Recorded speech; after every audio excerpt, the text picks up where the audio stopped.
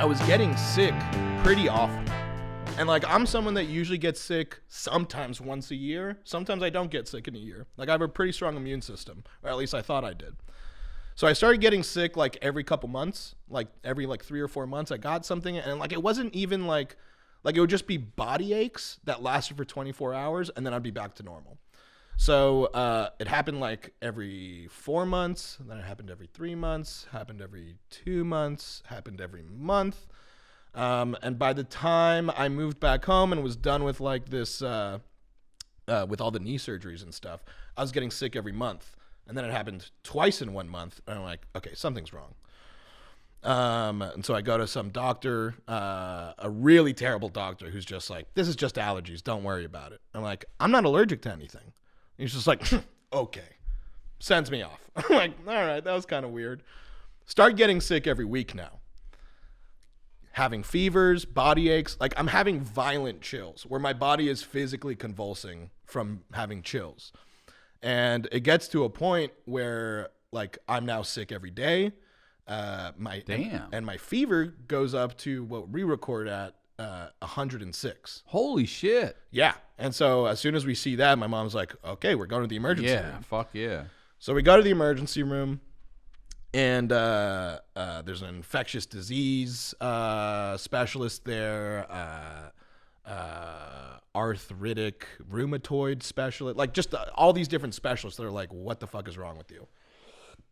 And it turns out, and my dad has these issues too. My dad had diverticulitis. Explain what diverticulitis is. So what it is that it's you start getting these pockets in your intestinal tract.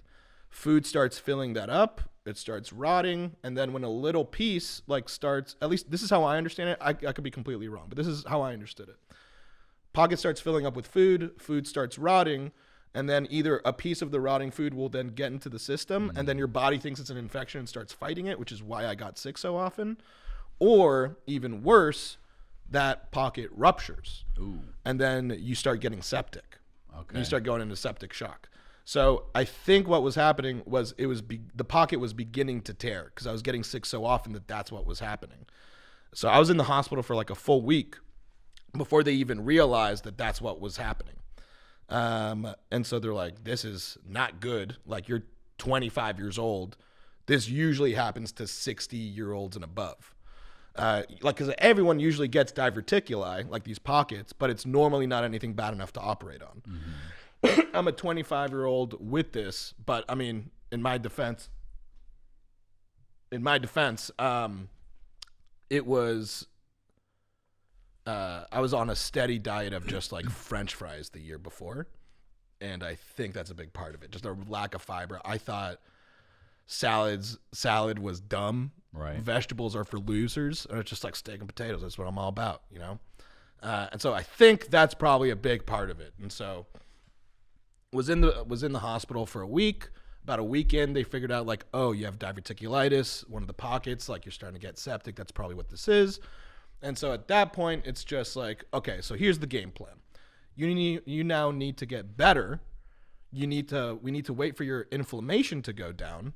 And then once it's down, we're going to remove 10 centimeters of your colon. Damn. Yeah. And so I was like, okay. And I had just recovered from my knee surgeries. And I'm like, oh, this is going to take a while, isn't it? So I'm just out of commission for a long time as soon as I moved back to Los Angeles. So, I have to do like all these exams, like all these checkups and shit. Cause like I was in the hospital for like 10 days. Jesus. And so they're like, hey, we're going to set you up for this CT exam, to see if your inflammation has gone down enough. And so like they send me the paperwork and the email to sign off. And I see it says CT Rectal Exam. And I'm just like, that's weird. Like, I didn't know rectum had more than one definition is the first thing that came into my mind. Right. Because they didn't tell me explicitly they're shoving something up my ass. Yeah. I'm just like, they would fucking tell me that before just sending me paperwork. So I don't even think twice about it. I go to the imaging place like near Cedars-Sinai, and I walk in and I say hi to the tech. My mom takes me. So I say hi to the tech, and the tech just looks at me. He's like, holy shit. I'm like, what? He's like, I've never done this exam on anyone as young as you. I'm like, wow, I'm like, really I don't want to hear that. got me a nice tight butthole here. Yeah, and so like, and at this point, I still just think they're doing like an IV contrast. You guys just It's like you guys are just. you're pinpricking me. Right? And keep in mind, when I walk in, Ryan, I see like those like stands that have the IV on it. Yeah. So I see one of those stands. The 5-wheel stand. I see an IV We bag used one in Cut, with man. a tube coming from it going straight into something that's shaped like a dick. And I look at it, I'm like, oh, that's weird. That's probably like he probably has a stacked day today. I wonder who that's for. And so then he starts explaining to me what's going to happen, and I'm like, I'm starting to connect the dots. I'm like, oh my god, I think that thing is for me. And so I'm like, I like as soon as I connect those dots, I'm like, hold on. That's going in me? That Give me a measurement here. What are we talking about? a dick-sized thing, this big. It was the size and the shape of a dick. Size, or It was girthy. It was. Was it as like, big as like wood? My fingers wouldn't be able to connect if I went around. That's a big dick. My then. fingers wouldn't be able to connect around. Talking about that thick? Yeah. That's a big. Like that. That's a thick. Thicker dick. than this. And they say, Dr. Drew says nothing bigger than this should go in your rectum. So you know what? Maybe it was exactly this. What's he say? He says nothing bigger than the OK sign in your rectum, in your asshole. Okay. So maybe it was exactly this size. Maybe that's how I'm remembering. Oh, actually, yeah. You know what? Okay, because Okay, that leads to another part of it. So he's now explaining to me, like he's trying to chit chat and make me feel comfortable. He's just like, man, you're the youngest person I've ever had in here. Like that's pretty cool. I'm like, okay. Not the history I want to make, but I'm in a hospital gown. And so he first does the IV contrast, puts me into the CAT scan thing, takes me out, and he's just like, okay, we did that part, and now we're gonna, go into the rectal part of the exam. And then I'm just like, oh, this really is happening. Like, oh, so how does this work? He's like, well, first of all, you're really lucky. You have good insurance. I'm like, why? He's like, because they're letting me use KY for this. You gotta be fucking with I'm me, not joking. Come on, dude. I'm just like, that's not an inside joke he uses. dude, he literally said that to me.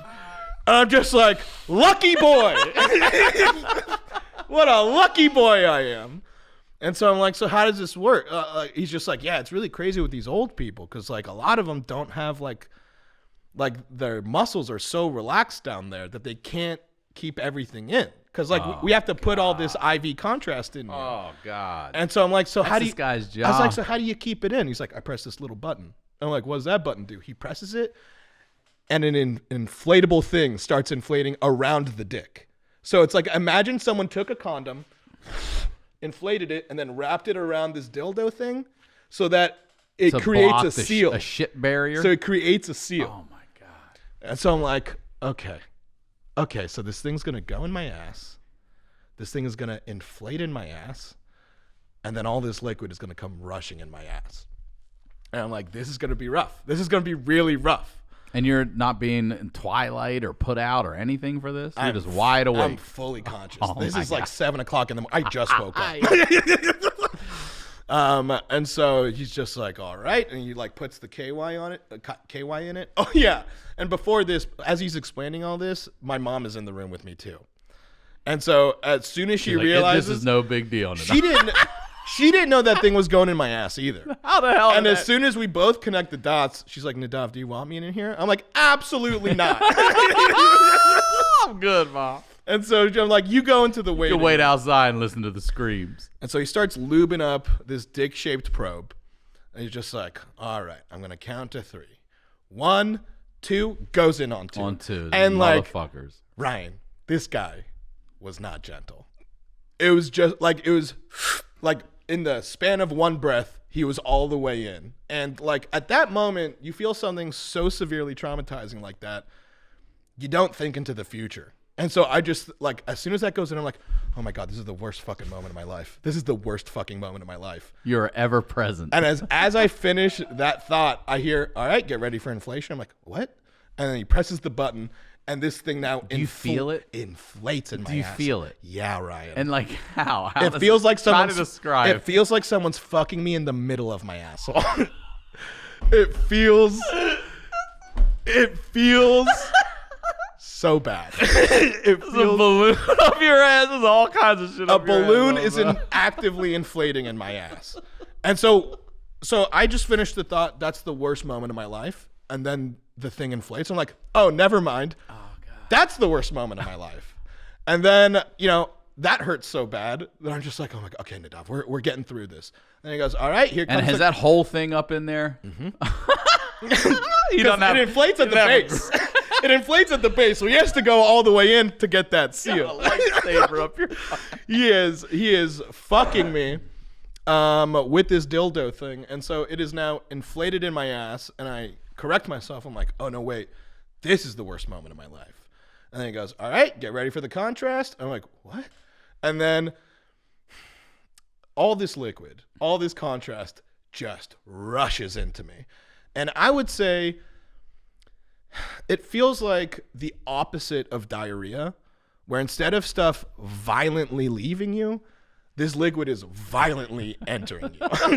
Because it's hung up over here, so it's just using gravity to just go in. I'm just like, oh my God. Like, it's now, you're starting to feel full. Because, like, this shit's going into you. So is the purpose to flush you out? Is that what it is? No. They put iodine. Okay, so they put iodine in there. On his screen. Screen. So they pump iodine into my asshole. They put me into this CT thing, and they take a scan so that they could see how inflamed everything is. And they could tell if it's inflamed enough to operate on. And so then they take me out, and now this stuff is like now draining out of me. And the guy's like, you're probably going to want to like sit on the toilet for about 15 minutes for all this stuff to come out. I'm like, okay. And so he takes it out.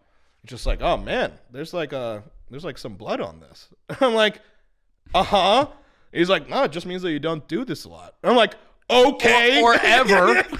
I'm like, yeah, don't be so fucking surprised. I don't just take all these fucking dicks in my ass left and right. Like, yeah, this is just a fucking 7 a.m. on a Tuesday, bro. Fucking A. So he's like still cracking jokes. And then my mom. Okay, so then I change out of my gown and I put my clothes on. And my mom, she tells me she's never seen me like this. She's like, you were pale white. And like, you're always smiling. You're always laughing. I've never, like, you were just expressionless. And then should have seen me in the room, though. At this point, it's 10 a.m. And she's like, what do you want to do? I'm like, can we go get ice cream?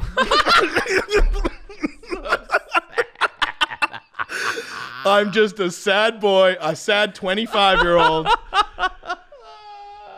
asking for his mom to take him to get ice cream after they just fucked him in the ass with this medical exam. God, and Ryan, no ice cream places are open at 10 a.m.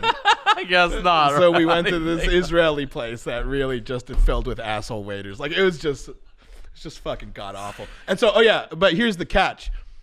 So that was just to check my inflammation to see if I was like ready to be operated on. Inflammation didn't go down enough. So like, sorry, we can't operate on you yet. You gotta do it again? So a couple months later. For real? You had to do it twice? A couple months later, I'm like starting to work again, right? I'm like starting to get post-production gigs. Like I'm making relationships with directors and stuff. Like I'm becoming people's like go-to person. And like I am with this director, like we're having an editing session for this music video or whatever. And I get a call from my doctor saying like, hey, just want to let you know, 6 months have passed since we had that test. I think it's time to take another test to see if the inflammation's gone down enough for us to operate on. And I'm just like, nope. He's like, what? And I'm like, no, I'm not doing that test again. And he's like, Nadav, come on, man. Like, you have to do your knee. Yeah, you have. It's your asshole. You have to do, like, we have to know going into it if we could operate on you. I was like, doctor, let me ask you a question. You have a mom? He's like, yeah. I'm like, how old is she? He's like 70 years old. I'm like, would you tell your mom to take this test?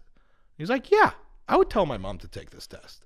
I'm like, okay, well, I'm not your mom, and I've already taken this test. I know what it's like going into it. The only reason I was okay with it the first time, I didn't know what I was getting into.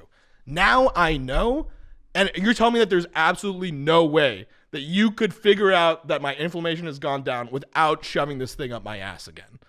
He's like, I mean, I guess we could give you some anti-inflammatories and like wait a month or two and then like make you do a breath test or something. I'm just like, that's a thing. Breathe. Just breathe into a bag. Exhale. He's like, yeah. I'm like, okay. Yeah, really wish we did that the first time. And so I I asked him if he would force his mother to do that test, and he said yes. And I still told him to go fuck himself, and then I'm not doing it again. So then, and you've never done it again? I've never done that CT rectal exam. But did you find out if your health is okay? Well, I mean, we got 10 centimeters of my colon removed. So you did go through the surgery? Yeah, just not that part of the test. They knock you out for that surgery. They don't knock you out for the CT rectal exam. But did you do the breath exam? Is that what you waited to take that option, or how? I think so. I might be confusing my timelines. Like it might be like I think the breath test is some sort of anti-inflammatory test. I could be wrong though. Okay. I'll ask Dr. Drew. But then you went for the surgery, had 10 centimeters of your colon removed. Mm-hmm. And how long were you out of commission after that? Probably like another 6 months, because after that I had to walk around with a PICC line. Damn. Which is like, it's a thing that you carry around that just injects you full of antibiotics throughout the entire day.